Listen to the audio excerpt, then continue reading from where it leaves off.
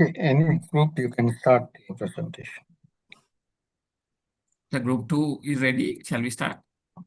Yeah.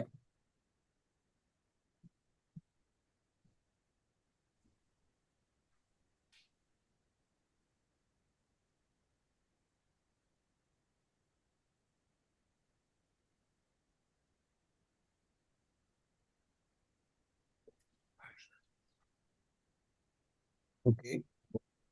Yeah. So the topic is reducing inefficiency and enhancing productivity in the financial sector. So we hypothetically we have taken a company and we have addressed these areas. So here the primarily we have taken the 5 main items to be addressed. Basically in terms of the revenue income and the other income, cost of capital, impairment, HR cost, and other related costs. So we believe that improvement in these areas will facilitate the basically better rates for customers, especially on the cost of capital management as well as overhead management, and that allows the financial inclusion as we move on. And then in terms of the how the firm level improvements will efficiency will affect the financial inclusion, that is, as I said earlier, it is mainly because of the cost efficiency and the reach to the rural areas. Then coming back to this number one is actually income. So income is actually these financial institutions has to get a clear understanding on their goals and a clear monitoring mechanisms on the income, different product incomes. Basically, there has to be a proper product mix and to generate the adequate income. Basically, income is coming from two different sources, primarily because of the volume, secondly because of the net interest margin. Then the pricing has to be done by looking at it from a proper costing method and also looking at the market conditions. So when we are looking at the market conditions, we have to address the direct competitors rather than entire 32 companies or all the finance banks comparing with that. So we have to identify what are the products that we do and compare those with the industry pricing and to understand at what price that we want to compete with. Then the third one is to be on the red oceans, not to be on the red oceans, but to be on the blue oceans, basically to ensure that we will not get into red oceans, and eventually two things will happen. One thing, that there will be a competition between the rates, interest rates. Secondly, there will be a credit quality will go down on the red oceans because everybody is trying to get into a limited area. For example, when you take Anuradhapura, without doing in Anuradhapura town, you can go to Nochiyagama or Kahatakasikiliya. These are different areas, about 25 kilometers on Putlam Road, other one is 35 kilometers. So it's like more diverse area. Then over to you, Shana. Thank you, Darshan. And here I am focusing on how to manage the cost of funds of a bank or a financial institution. Managing cost of fund is an essential for financial institution because all the pricing of the product will be eventually determined based on how much at what cost the bank is getting their fund. And this decision is highly linked to the strategy of the financial institution. For an example, for a company which is more into conservative, they tend to have high liquidity. It will eventually lead to a excess liquidity, and having excess liquidity would come at an opportunity cost. Secondly, in order to minimize the cost of capital, what they can do is to overcome this extra cost, they can focus more on CASA, that means current account and savings account. These are coming at a lower cost. So by using those deposit and using that money to expand their loan portfolio will help them to price their product at a competitive price than their other competitors. thirdly, they can also use excess equity if they have, but however, having said that, they have to make sure they are maintaining the regulatory requirement also. According to central bank requirement, the minimum threshold is 10%, and for tier 1 capital, and for tier 2 it is 14%. Anything they have excess to that threshold, they can use that to expand their loan portfolio. And these are some of the strategies they can use in order to minimize their cost. And thirdly, they also need to have a clear understanding about the macro level environment. For an example, 2 years ago, investment portfolio, treasury bills and bonds, they provided high income, so that some of the banks, they have shifted their funds from investing in loan portfolio to they have shifted to investment portfolio. However, the situation has changed drastically over the last 18 months. So now we can see a drastic shift happening between investment portfolio to loan portfolio. That level of decision has to come at the right time, depending on the macro level conditions in the country. These are some of the strategies. With that, I am passing it to my another colleague, Nirushika. Thank you. Yeah. And then this is a real life situation, exactly real life situation based on the last financial year. What is on the screen, where you can see how Central Finance has managed their last line, the last row. Their cost of funds is substantially lower than as a percentage of the cost interest income. These are the all 7 companies which are 100 billion and more at the moment. Okay, Nirushika, over to you. Thank you, Shan and Darshan. Now I will explain problem 3, impairment and provisions. This problem arises when loans underperform and the company must set aside provisions, which reduces profitability. The main causes are wrong product identification, such as long-term gold loans or unsecured business loans that carry high risk. Asymmetric information where borrower income and liabilities are not fully disclosed, and customers are not always aware of repayment terms, low staff literacy on non-performing loans, and finally poor follow-up on early delinquency, which allows small problems to grow into large defaults. Altogether, these weaknesses increase provisioning requirements and directly cut into income. Moving to problem 4. HR and KPI related issues. While the company has KPIs across marketing, recovery, finance, operation, HR and IT, many are not properly aligned with strategy. For example, chasing lending targets, many reduce credit quality. Recovery goals are unrealistic without proper tools, and operation often suffer from outdated processes. HR faces challenges in staff productivity and retention, while IT struggles to balance cost reduction and system uptime.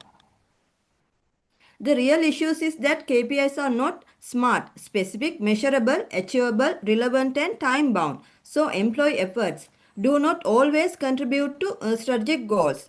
That concludes my section. Now I will hand over to Chamodi, who will explain the remaining slides. Thank you.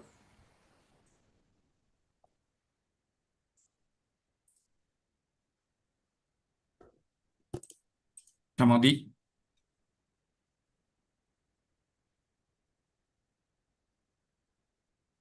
Chamodi.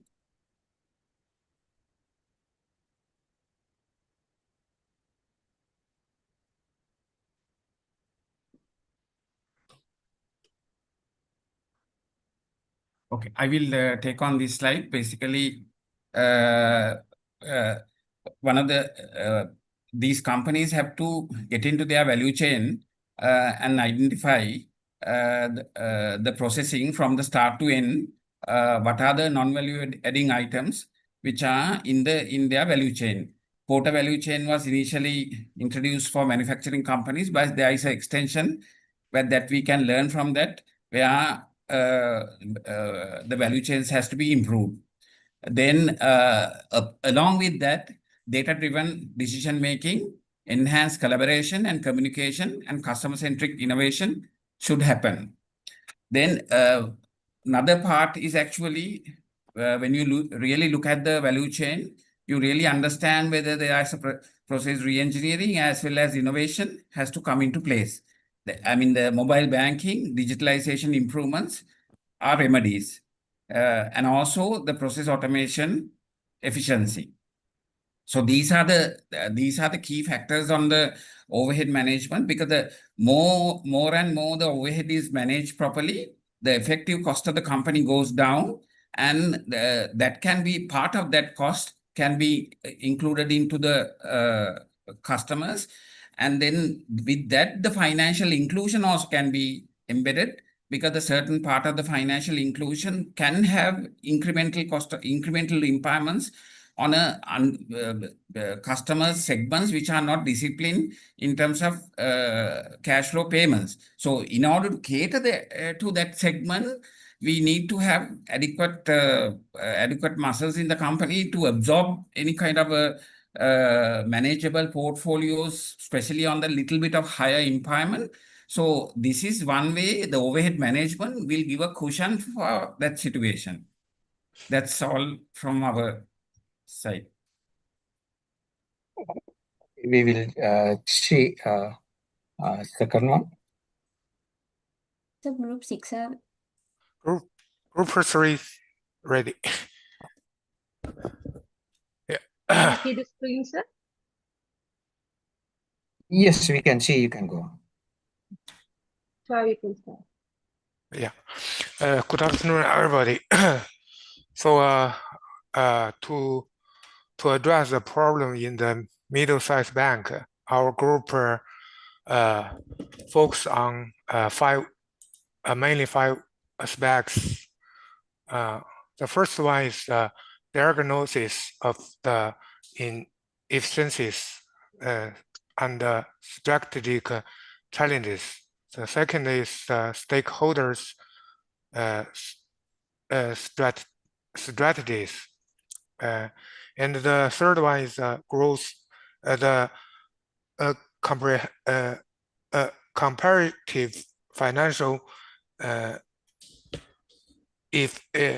inefficiencies. The fourth one is the implementation roadmap. The fifth part is the conclusion. Okay, so we can start the next. Diagnosis of inefficiencies.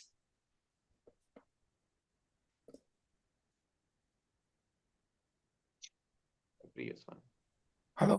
Hello. Okay. Can you go to the next slide?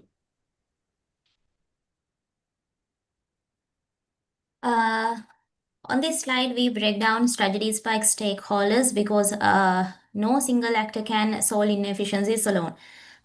First, management need to focus on process optimization. By streamlining approvals and cutting redundant steps, loan approval times can be reduced significantly. At the same time, adopting risk-based pricing ensures that loans are allocated more efficiently with higher risk borrowers priced accordingly, leading to better capital allocation overall. Second, the role of regulators is crucial. Through smart regulation and incentives for digital finance, banks can modernize faster. This reduces compliance costs for the institutions while also giving regulators stronger oversight tools, ensuring financial stability. Third, employees are central to execution. Upskilling programs help staff adopt digital tools, improve their risk assessment skills, and provide faster customer services. This shift directly improves customer satisfaction and reduces bottlenecks. Finally, technology providers bring in the innovation like digital credit scoring and predictive analytics. These tools give the bank more accurate risk assessment capabilities, which in turn helps lower non-performing loans and strengthen financial resilience. In short, each stakeholder contributes a piece of puzzle, and together they drive efficiency, resilience, and growth. So the next slide, Nilukshi, over to you. So here we are talking about the growth impacts. So when the banks cut down on the transaction costs, they can make more profit by increasing their net interest margins. That's basically the difference between what they earn from the loans and what they pay to the depositors. So this also keeps customers happy and loyal because the services become smoother and more affordable. In terms of financial inclusions, then using AI-based credit scoring is a game changer for financial institutes. It can help banks reach the people who were previously left out of the system, those without traditional credit scoring. Next, systematic resilience. And so finally, when banks lower their NPL, they become much more financially stable. This means they comply better with regulators and gain more trust with the customers, which could strengthen the whole financial system. Aruna, Anusha, you can take the implementation roadmap. Anusha? As a mid-size finance company, we cannot implement all the strategies at once.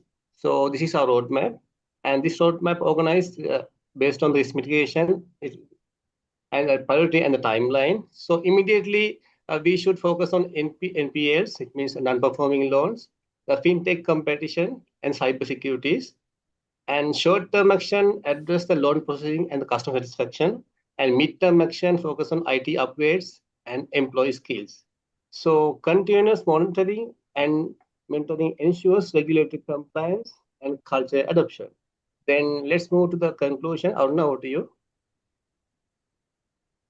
Thank you, Anushan. As we conclude, let's tie everything together. We've seen that inefficiencies, whether in processes, risk management, or outdated system, create both higher cost and weak customer trust. But through digital transformation, smart regulation, and upskilling employees, these challenges can be converted into our opportunities. The key takeaway is this: fine efficiency is not just about reducing cost, it's about boosting profitability and strengthening resilience and expanding financial inclusion. When institutions streamline operations and adopt innovation, they don't just secure their own competitiveness, they also contribute to the stability of the financial system and the broader growth of the economy. So efficiency in financial sector is not merely an internal goal, it's a national imperative. Thank you. Yes. Problem is it's a good as a big exercise or projects, but what I need specifically things I did not get it very simple way. 3 areas: reduce inefficiency, improve efficiency, and separately very simple. Maybe with through slide you can do. Anyway, we'll see next one. So group 6 is ready. Okay.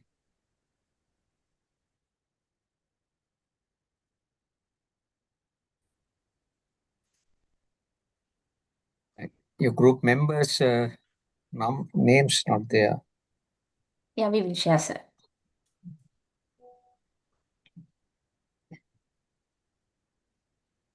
Okay, so we are group 6 and all of our group members are present today. So this is our analysis on reducing inefficiency and enhancing productivity in the financial sector. So when looking at the overview, we applied about a mid-sized financial institution in Sri Lanka, so which they are facing loan processing times delay and NPL is rising and low customer satisfaction, and which have outdated IT system. So such a company faced with a competitive pressure with other companies with our digital banks and fintech startups, and the regulatory pressures also is there because they face with strict compliance and customer protection requirements. And looking at the key inefficiencies which we diagnose in operational inefficiencies there are loan approval process is getting delayed and the documentation are so manual, so still cause bottlenecks. And the risk side is their NPL ratio is rising and their risk-based pricing is needed. So when looking at the employees, the human resources challenges are they have a skill gap in digital finance remains and the lower customer service that they are offering. So With that, the Kanishka will carry the strategies by stakeholder group part. Thank you, Amali. Now let's look at the strategies that will help the firm improve its performance. First, management should start by intensifying digital transformation. This means adopting technology to automate processes, speed up operations, and reduce cost. For instance, automating loan approvals will help speed up decision making and improve customer experience. We also need to strengthen NPL management. This means improving how we assess loan risk and manage overdue payments to reduce the number of bad loans, which directly affects profitability. Optimizing branch operations will help save cost by reducing unnecessary overheads. Finally, investing in staff training on digital lending and risk management will ensure that employees are equipped to use new systems and make smarter loan decisions. Next part is government and regulators. Government and regulators can play a key role by providing digital finance incentives, such as tax breaks for adopting new technology, which will encourage the firm to invest in better systems. They should also strengthen credit information sharing across institutions, which will help improve the accuracy of credit assessment and reduce bad loans. Promoting financial literacy in rural areas is essential, as many people still don't understand how digital banking works. Educating them will increase the adoption and help the firm reach a wider customer base. For employees, upskilling in AI-based risk analysis and digital tools will enable them to make better loan decisions and manage risk more effectively. We also recommend offering incentives for customer service excellence, such as rewards for staff who go on extra mile to meet customer needs. This will improve overall customer satisfaction and loyalty. Technology providers should help by upgrading core business systems. This will speed up the loan processing times and make operation more efficient. Expanding mobile-first lending and offering digital onboarding will make it easier for customers to apply for loans and access services directly from their phones, improving the customer experience and making the process more convenient. That concludes my part of the presentation. I will now pass it over to Amali again. Okay, so this is the expected outcome through the growth. So when looking at the company, they can have a higher profitability by reducing their NPLs and faster loan processing. And when looking at the financial inclusion, it also get improved through the mobile apps and when using in the rural areas also. So and the SMEs can be supported through gold loan expansion also. And the overall financial system, it improves the compliance and digital risk monitoring also. So as a whole economy, when the lending portfolio is getting increased, the economy is growing and the expand capital allocation towards renewable energy and SMEs also support for the economic growth. And the reflection part is how the inefficiency in finance differ from manufacturing is the finance sector is more intangible and regulatory sensitive, and there are more information is asymmetry driven. So the manufacturing sector is more tangible and they are a production focused sector.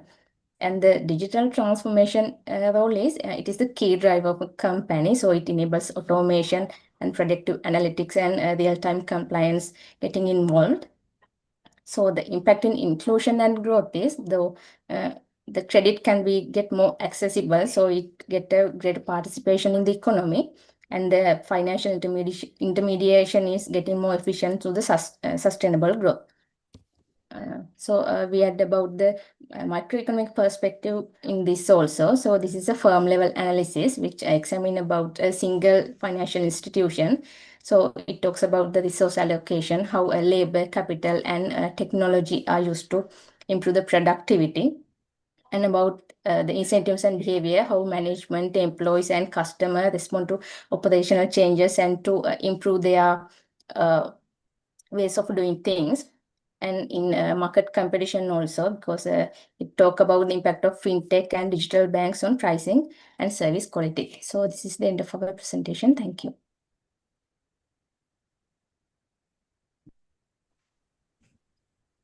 Okay, we can take if there's another. Group 8 ready, sir. Your name, no names in the slide. Okay, second slide I can. Okay, you can go. Good afternoon, everyone. Let me begin with a short introduction about our case study. We are looking at a hypothetical institution, XYZ Bank. It is a mid-sized financial institution in Sri Lanka with around 30 branches, most of them located in neighboring areas. Now let me explain the main slide, please. Now let me explain the main problems this financial institution is facing. Weak credit checks and poor risk management have caused many loans not to be repaid, and as a result, the bank's non-performing loan ratio has reached around 15% in 2024. This is significantly higher than well-performing banks. And another issue is the loan approval process is very slow. It involves a lot of paperwork and long manual document verifications, and the bank also relies on old IT system which are slow, prone to errors, and cannot integrate data properly, making it hard to get a clear picture of operations or risks. At the same time, there are skill gaps among staff. Many employees are not trained in digital banking or modern risk analysis. Another thing is high costs are another major challenge. XYZ Bank depends heavily on physical branches and have very little automation, which increases operational expenses. On top of that, the customer experience is poor with limited digital services, slow responses. Bank struggles to compete with other banks that offer fast, easy to use mobile apps. So overall, the combination of weak credit checks, slow loan approvals with loan paperwork, outdated IT system, staff skill gap, and poor customer service are the main factors reducing the efficiency and productivity of XYZ Bank. Over to you, Kalumi. Good evening. I'm going to explain how inefficiencies in finance differ from those in manufacturing. In manufacturing industry, both inputs and outputs are tangible, and in financial industry, most inputs and outputs are intangible. Therefore, inefficiencies in manufacturing industry are easy to identify and measured. Also, financial institutions often face complex regulatory environments that can lead to inefficiencies, such as compliance burdens and slower innovation. Also, in finance, inefficiencies often arise from information asymmetry, where all parties do not have equal access to information, leading to suboptimal decision making. In manufacturing sector, inefficiencies often stems from disruptions in the supply chain, which can delay production. Also, manufacturing inefficiencies may also arise from defects or quality issues and requiring rework or scraps. Dasuni, it's over to you. Thank you, Kalumi. Next, move to the contribution of the stakeholders. First, move to the management. Management can streamline the loan approval process to the automated workflow, adopt the risk-based pricing along with the stronger credit scoring model, and invest in the staff training to improve the customer service, compliance, and digital skills. Then move to the government and regulation. Government play a key role in creating the smart regulation that supports to digital banking while ensuring the customer protections. Then also government can provide the incentives such as tax breaks and innovation sandbox to encourage digital financial adaptations. And also they can promote the financial literacy programs to reduce the default risk and improve the inclusions. Next part is employers. Employer should be upskilled in the such areas such as digital banking, credit analysis, and compliance. They should adapt to the skill first mindsets to encourage the customer service, and also they encourage to innovate by the contributing the ideas for process innovation in the workplace. Last part is technological providers. Technology providers can provide the innovations to enhance the productivity and reduce the inefficiency, such as they can develop the digital credit scoring system using the alternative data, develop the mobile banking platform so user-friendly interface for rural area customers, and also AI-generated driven risk monitoring and fault detector tools, providing cloud-based IT solutions to improve the scalability and reduce the cost. This is the end of my part. Then over to the Malki. Thank you. Thank you, Dasuni. So I will go through the contributions from the improved efficiency. Improving efficiency in this bank has multiple benefits. For the bank itself, reducing loan defaults and non-performing loans, strengthening the bank balance sheet, while faster loan processing and automation lower operating cost, and also it will improve the customer satisfaction. At the end, it will all lead to more expansion of the banking business. Then also efficiency promote financial inclusion. Digital platforms allow the bank to reach underserved communities, and alternative credit scoring help small businesses and individuals access loans who might have been excluded before. On a broader scale, better risk management, compliance with regulations, and technology adoption make the financial system more resilient, meaning it can handle shocks and maintain stability. Finally, these improvements contribute to economic growth. When capital is allocated efficiently, it flows to productive businesses, supporting entrepreneurship, small businesses growth, and also job creation. Greater financial confidence also encourages people to save and invest more, fueling the economy further. So in short, efficiency not only strengthens the bank itself, but it also helps the people, customers, businesses, and also the entire economic growth. Then in conclusion, using technology and better processes help this bank work faster and also smarter. Stronger risk management and compliance build trust within the customers.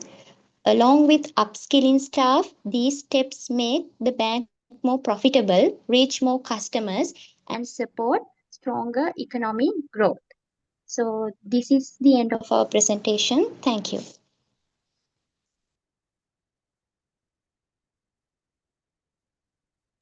Okay, we can look at the next one.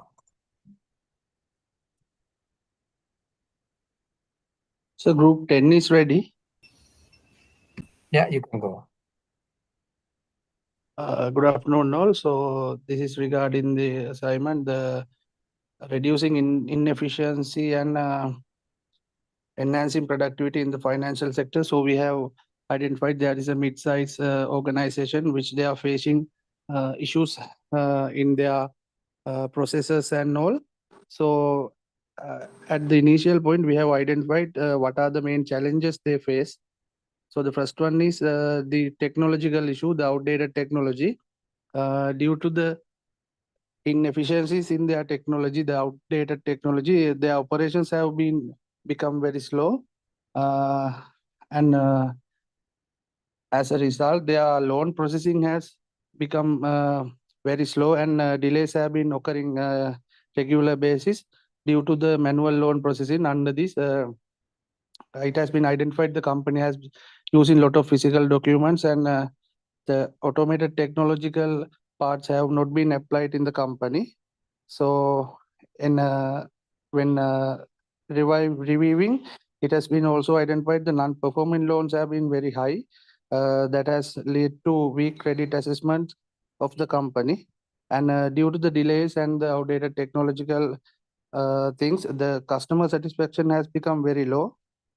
It has been identified that there are very low digital services and that staff has not been trained. So as a result, the customer satisfaction level is very low. And the skill gaps in fintech and data analysis has also been identified in the company. It has been also identified as a main challenge, and due to overall these issues, the operational inefficiencies has occurred, as well as the cost have been much higher rather than what it should have been. Hashan. So the strategies we propose, first of all, the management should take some corrective steps towards converting the company into a profitable and much more performing level. So the first one is they have to improve their technology. So the digitalization has to be done in the company. So we suggest that the management should replace the documentation part and automate the loan processing with the use of technology and digital platforms. So that will enhance the efficiency of the company and also will lead to the customer satisfaction as well. And so they have to look at their risk-based pricing and stronger risk management that will also help the performance of the company. And also one of the most important things is that the staff training has to be done. At the same time, incentives has to be also introduced to encourage the staff to work more efficiently. And the cost management has to be also done by the management. They have to keep an eye on that as well. And the other strategy, that is the other party we have identified, is the government and the regulators. So in that part, we have identified that tax incentives has to be provided for digital adoption. It has to be encouraged by the regulators. Also, we have identified that national financial literacy programs has to be introduced and encouraged to increase the awareness of the related parties of these financial institutes as well as the customers. So the next part will be done by Hashan. Hashan. Thank you, Indika. So next, we will look at the strategies applicable to employees and technical providers. Employees are not just executors. They are key to driving efficiency. They should upskill in fintech tools and digital banking systems, suggest and implement process improvements, and foster a culture, accountability, and excellent customer service. And also technology providers complement by this by offering solutions at the bank can adopt, and also AI driven credit scoring models help reduce loan defaults, and secure mobile banking apps and chatbots can be introduced to improve accessibility and customer experience. Also, blockchain based systems enhance security and transparency of transactions should adopted by this organization, which will together empower employees and advanced technology, create a foundation for faster, safer, and more customer-friendly financial services. So altogether, these strategies will lead the growth. And first, the efficiency, reduce cost and improve profit margins for the firm. Second, digital tools and better service delivery help expand financial inclusion, reaching rural and underserved customers. And third, strong credit and risk management reduce the likelihood of financial shocks, making the institution and the broader financial system more resilient. Finally, easy access to finance stimulus investment and entrepreneurship, contributing to overall economic growth. In short, efficiency drives profitability, inclusion, resilience, and economic development. Next part will be delivered by the Sandharva. In this case, so we will be discussing the difference between the finance sector and the manufacturing inefficiencies. Unlike finance sector, which is predominantly a service sector, manufacturing is different. So where the manufacturing is concerned, it has more tangible input like materials, and also there's a labor involvement, and direct labor involvement can be identified.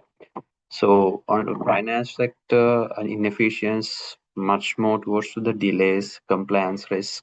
That's kind of a things are considered as a finance sector inefficiencies. But when it's come for manufacturing, there is a clear wastage can be identified, material wastage can be identified, or some kind of a production wastage can be identified. In addition to that, there's a downtime related to the machines, or the due to downtime, as well as changeover time, that is also related to that is also leading to the inefficiencies. Not only that, in the manufacturing sector, there are more other areas like inefficiencies of the machines. So the compared to the not adapting the new technologies, those things also create inefficiency, which eventually at the cost to the product. So when it's come for the answers for this kind of a situation, so in terms of digital transformations, automation, scalability, better automation and scalability, because today, so doing the automation today, there's a lot of automation options are available, which eventually reduce your labor input and improve your efficiency, as well as improve your output quality, as well as sometimes your data, you can get a better quality data, which even you can use for the development of the product and new product development, and also the identify the inefficiency of the existing products also, and the planning of the product, what product to be planned. So all these things can be doing with the digital informations, and that is that will eventually lead to, yeah, Hashan, you can go to the next one. That will eventually lead to the resilience as well as the efficiency. Basically, when you reduce your overall cost, that will result one thing, it will improve your you will use less resources and get more output. That is, your efficiency will increase, and your cost per unit cost can also be reduced. So those are the areas that we've discussed in terms of this, and that's it. Thank you. Okay, thanks. I hope now finished everything. So group number 5 is there. Okay, right. I will get this screen. Thanks.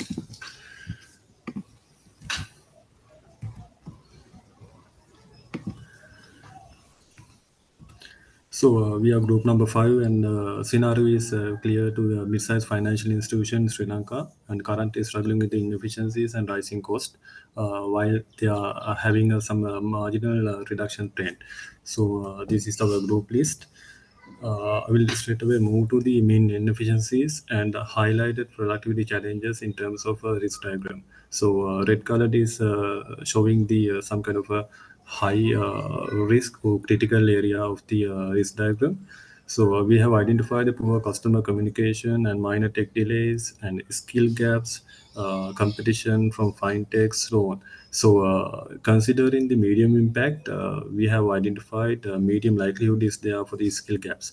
So we observe, we experience the skill gaps in terms of facility evaluations and service providing of the banking and financial institutions. And in terms of competition with the fintechs, and there is a high trend of moving to the technology, and there is a lower facilitation and lower trend of the some institution, financial institution to fintechs. So this is a challenge, and there is a medium impact to the business, and there is a medium likelihood. So considering the high impact risk and inefficiencies, we says that lower likelihood is there with the weaker underwriting, and high risk and high likelihood is there with the regulatory and non-compliance. Becoming financial institution or being regulatory or non-compliance, there is a high impact to the business, and in terms of firm, in terms of financial system. And the other thing is rising NPLs and the system failures. It's a high impact to the business, and there is a medium likelihood of the occurrence. Moving the stakeholder proposals, we have identified management, employees, technology providers, and government regulators as main stakeholders, which there is a direct and indirect impact to the financial institutions. So considering the management, streamline operation is requested by these management teams and investment in staff training. Streamline operation in the sense of getting technology, getting AI tools, getting new mechanism just like Power BI.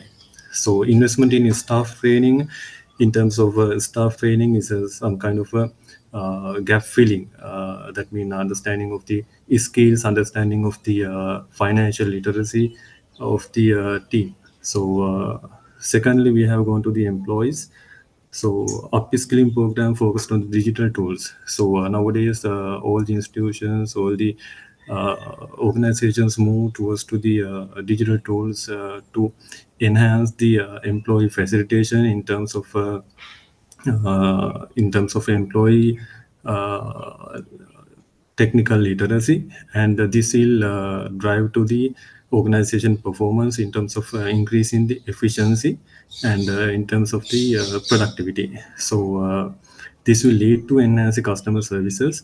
And there is a proposal from we have gone through the proposal of employees and the proactive problem solving option. So this makes sense towards to the satisfaction of the customer, and leads to improve the efficiency and productivity of the financial institution. And thirdly, we are technology providers, and it's obvious implementing digital credit scoring is some kind of a mandatory culture is there, a mandatory scenario is there to avoid the risk and to mitigate the risk actually, and to increase the efficiency. And AI power risk monitoring tool is another one, which nowadays where we can implement for the loan evaluation and forecasting of the loan payments based on the trends, patterns, and the databases of the respective facility holder. So finally, we have identified the stakeholder proposals of government and regulation.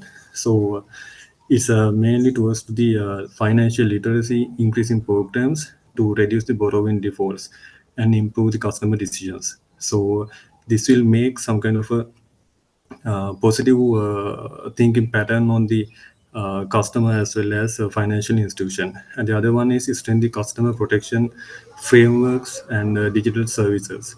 So there could be definitely for the literacy programs and some kind of security and framework enhancing programs. So the efficiency improvement contribution and towards to the organization performance, Harshi will take the there onwards. Harshi, over to you. Yes, thank you, Nalit. Efficiency improvements enhance higher profitability through faster loan processing and digital services such as video KYC analysis, increase financial inclusion via mobile banking, stronger financial system resilience via better risk management, and stronger credit assessment leads to risk-adjusted returns. We'll move on to blockchain, benefits of blockchain for banking sector.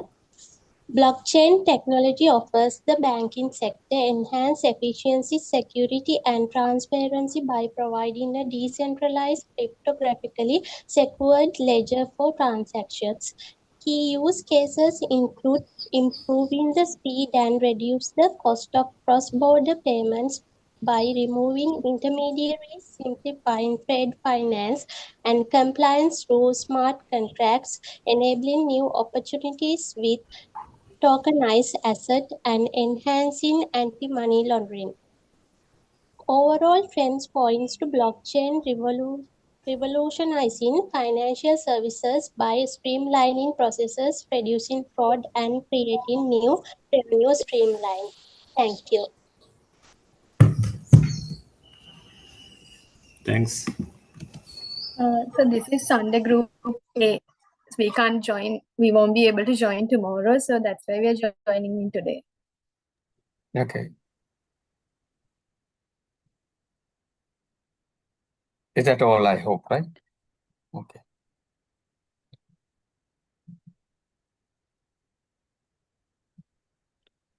Okay. Good afternoon, everyone. So our group has analyzed the case of a mid-level financial institution in Sri Lanka and has identified several inefficiencies and productivity challenges. So firstly, these firms still relies heavily on outdated manual systems and weak IT infrastructure, which waste both time and cost. Secondly, the staff are not well trained in using these modern financial tools and also lack strong customer handling skills. Thirdly, the bank has excessive paperwork and bureaucratic decision making, which causes long delays in loan processing. So as a result, customer dissatisfaction has increased and there are gaps in complying with CBSL regulatory requirements, making these institutions more vulnerable. So in short, efficiency here stems from outdated technology, skills gaps, bureaucratic structures, and weak compliance. So to address these, we have explored strategies from different stakeholders. So from the management's perspective, the focus should be on digitalizing operations, launching banking apps, investing in creditworthiness analysis, and introducing regular staff training programs. The government and regulators have a key role as well. They can promote financial literacy, introduce smart regulations, and offer tax breaks to incentivize digital transformation. On this employee side, upskilling is essential and staff should be trained in digital banking, equipped with better customer handling skills, and encouraged to collect and act on customer feedback.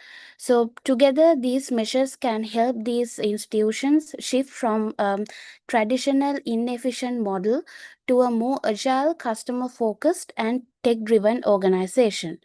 So moving on to the next slide, now we can discuss how these improvements translate into results. So from a profitability standpoint, faster loan processing means higher revenue and a larger customer base. Digitalization reduces cost while better credit assessments lower non-performing loans. So automated systems also provide timely information for stronger decision making. On financial inclusion, mobile banking apps can reach rural and underserved areas, while analyzing customer purchasing behavior can expand credit access. By supporting small businesses and the informal sector, and by sending real-time updates via SMS or mobile apps, these institutions can build stronger relationships with a much wider customer base. Moving on to the next slide. For reliance in the financial system, digitalization enhances compliance. AI tools help detect risk early, and lower NPLs improve the overall health of the banking sector. Stronger cybersecurity also ensures protection against fraud and data breaches. So, in terms of economic growth, quicker loan processing allows more entrepreneurs and productive sectors to access credit. This leads to more efficient use of national savings, faster disbursement for infrastructure projects, and high investor confidence, attracting both local and foreign investment. So, in short, efficiency improvements don't just benefit these firms, they strengthen the entire financial sector and will ultimately contribute to the sustainability of national growth as well. So, Susanto, over to you for the next slides. Unlike manufacturing entities, financial institutes are dealing with intangible products. So there's so many requirement of regulation and compliance issues. So this process, the lengthy process could be minimized by automating the process. And the customer service, the second is the data management. Data management, the poor data management will take time and cost increase in the cost. So the management of proper data will improve the efficiency of decision making. In the customer service challenges, again, if the financial institution can convert the customers from to the digital platforms, again it will reduce the improve the efficiency. Then the technology integration, in fact, having the technology in one system, that the real-time access to the information will enable to improve the efficiency. Then the human errors, upskilling the staff will reduce the efficiency and improve the customer service again. And the role of digital in transformation in productivity, automation reduces the cost and errors. Big data and AI improve risk assessment and forecasting. Digital platforms widen the market reach and customer access, enhance speed, transparency, and scalability. Finally, financial inclusion we already included in the previous slide, so it is there. So that's the end of our presentation.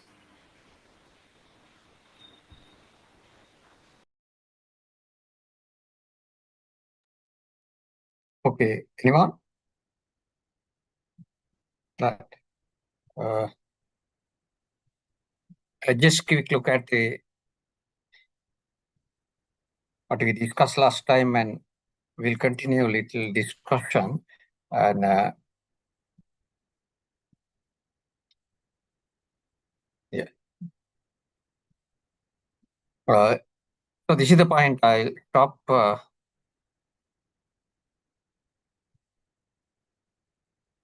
The last time, and also the last time we discussed this point, and to understand the aggregate supply and production possibility frontier improvement and the link to the firm level issues, and how to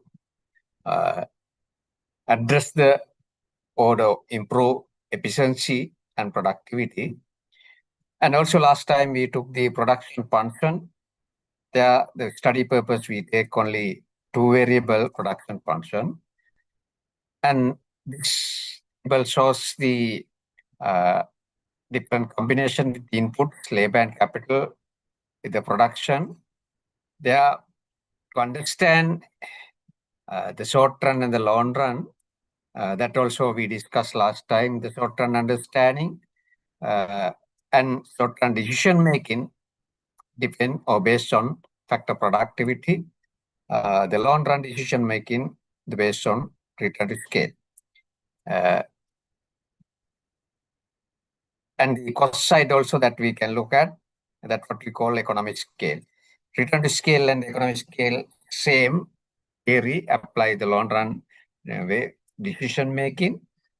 Return to scale, looking at the production side, the cost of economics of scale, looking at the cost side. If the short run also we look at given capital, let's say this one 4, and when the other input, in this case the labor, increase, how the production increase, they are what important for us to take the short run decision. How many number of laborers recruit optimal level, then how many unit or output we produce. So the long run, the story about the scaling up, all the resources change, no fixed inputs, and the producers then move along this red line. There also we try to optimal combination, which means optimal size of. It doesn't mean that we have to go to the top 120 somewhere decide. There inside those numbers, technological efficient amount of production, whatever you pick up, 52 or whatever number, we have to look at even long run, the economically efficient amount of production. So there we have to look at the allocative efficiency as well as technological efficiency.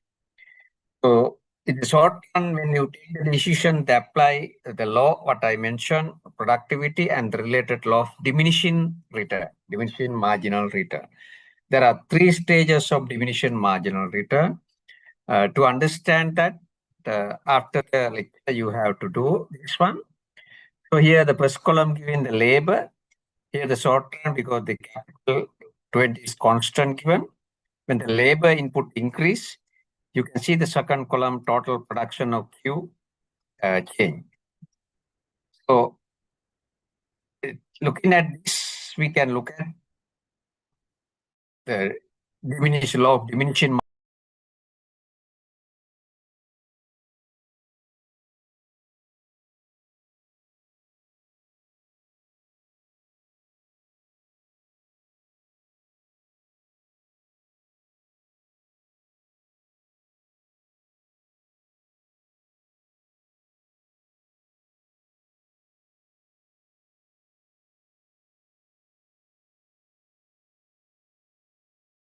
What you have to do after the lecture, third column, you find the average product. The line got disconnected and connected again. Yeah, now it's working, right? Yeah, now it's working. Okay, that's what happened. Disconnected. Tables, can you explain that? First column one. First column is the labor and the labor input change, the given capital here 20. And the second column we have total output of Q. So this in third column you can find that what you have to do, average product and average product, total product divided by L, so very easy, 240 divided by 1, 120 divided by 2, like that. Then the third column is come to marginal product of labor, that you have to find change of total output divided by change in labor.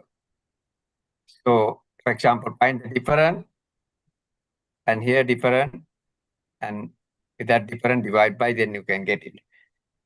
And what you have to do, column come like that, like this. So you can see the short run, these three level, increasing the marginal return, diminishing marginal return, and negative can read. So you have to do, after complete the table, these two graph.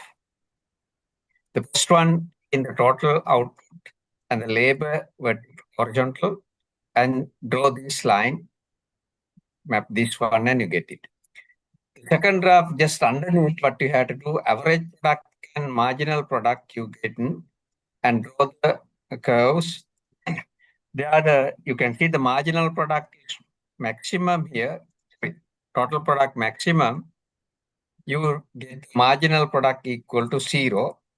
So that way you can find the marginal product at that point. So here, the maximum slope point, you get